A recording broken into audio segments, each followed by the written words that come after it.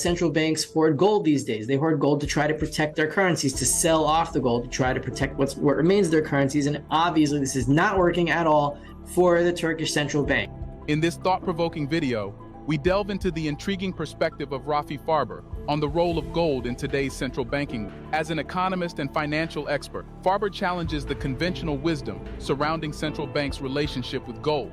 He argues that their current practices of gold hoarding may not be as relevant as commonly believed. Keep watching this video till the end. Let's get back to Rafi Farber. Chris talked about with Andy Schectman in a great interview, and he explained some things that I didn't even understand about that. We're going to go into that and who delivered to who today, or yesterday was it, when silver and palladium deliveries just started for the September contracts, or what happened to those 2,150 contracts worth of silver. In short, the banks are buying, the clients are selling, the banks are hoarding warrants, at least if not physical supply. SLV holdings keep falling.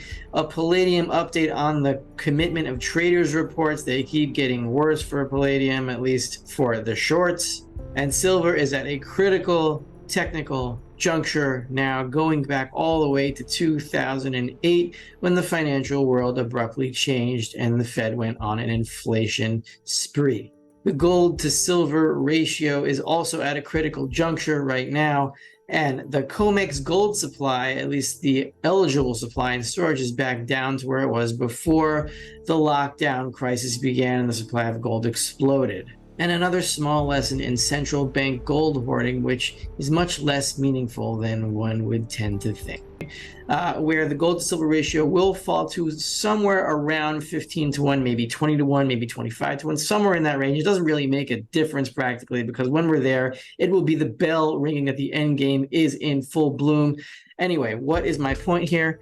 Well, if you look at how much gold versus how much silver Fortuna has mined in Q2 2022 here, you can see that here we have 64.3 thousand ounces of gold and 1.3 million ounces of silver. Fortuna, of course, is a gold and silver miner ever since its acquisition of Rox Gold last year. And if you take this and you divide this by this, and you have a gold to silver ratio, it is about 20 to 1.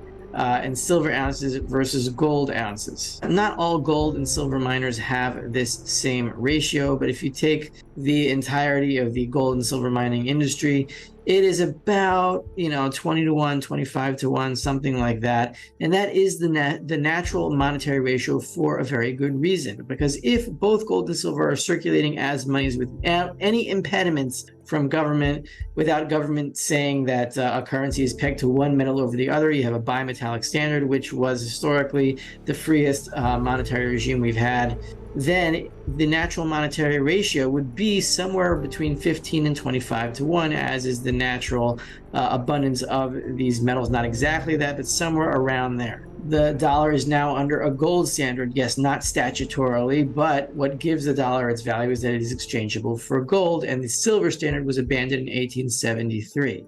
Now, when one metal is favored over the other, you can have a gold substitute in the form of the dollar, which, if honest, would mean that there is no need for silver. But at some point, those gold substitutes are going to break down. And when they do, there will be no functioning gold substitute, and there will be only one choice of what metal to go to for retail transactions, and that will be physical silver. So for a short period of time following the immediate end game, there's going to be a period where silver coins are going to trade physically among the population, because there will be no other choice for retail transactions. And that is when we have to spend our silver stacks. Fortuna shows why we're waiting for a 15 to 20 to 1 ratio in gold to silver eventually, and why economically it will happen at some point, even if briefly. This week we're going to begin with a look into what JP Morgan did this past week in terms of moving eligible ounces to the registry, meaning they're moving them for sale against futures contracts. Andy Schectman pointed out in his latest show with Chris that these ounces are probably already sold, and I can tell you from experience getting ownership of warrants. I did that one time where I took ownership of a 5,000 ounce contract, and the warrant was delivered into my account. What you have to do is you have to notify the broker that you're going to stand for delivery before the delivery window opens. Otherwise, they force roll you out of the contract into the next active contract. So you have to notify them with an intent to stand for delivery. And even then, there's a big trouble. So what probably happened was JP Morgan was notified that 2,850 contracts were going to be stood for delivery. So I looked into, first of all, the history of the amount of silver taken off of eligible and into registered. Going back to here is late 2003. This is a 20-year bars here chart. Up bars are, going back into registered, and down bars are taken out. So here you have this, it's hard to see here, but this long, thin bar here is where I drew this red line. And any lines, these are weekly bars, so these are weekly transfers into the registry. The only two times where this was exceeded, this past week was exceeded, was in July 2020, just prior to July 2020 during the lockdown fiasco. When I think it was like something like 15,000 contracts were delivered, so 30 million ounces were moved out of eligible into the registry in this month alone. That was an all-time record. And here you have in 2004, it happened once. I forgot which month exactly or what exactly were the circumstances there, but silver was very, very low at that time, and somebody was taking a bunch of delivery. So this is very, very rare. 14.2 million ounces is an incredible amount. JP Morgan has less than that amount left. If you take into account the amount of silver that it's holding for SLV, so it's running out of silver to sell against contracts. Now, if we move to gold, gold also had a big delivery day. It wasn't an active contract in the sense that silver was, but it was still a pretty active contract.